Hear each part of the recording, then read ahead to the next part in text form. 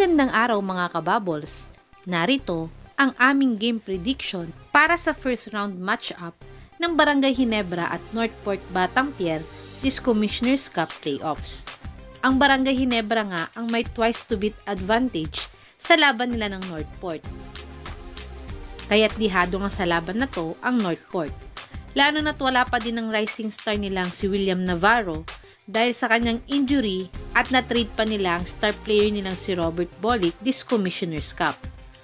At sa unang paghaharap nga nila sa elimination rounds ay tinambakan ng Ginebra ang Northport ng 10 points sa score na 103-93. At ang best player nga ng Ginebra ay ang interim import nilang si Tony Bishop na nagtala ng all-around game na may 26 points, 16 rebounds, 2 assists, 5 steals at 2 blocks sa kanilang panalo.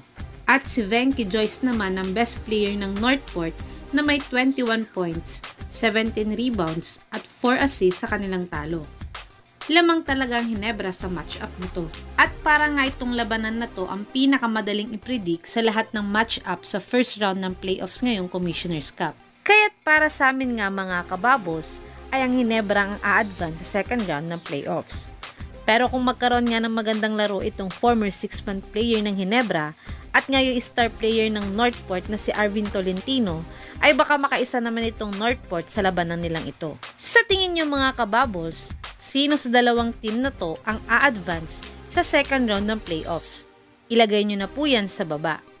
Pero panoorin pa po natin ang kaunti nilang highlights sa elimination rounds ngayong Commissioner's Cup.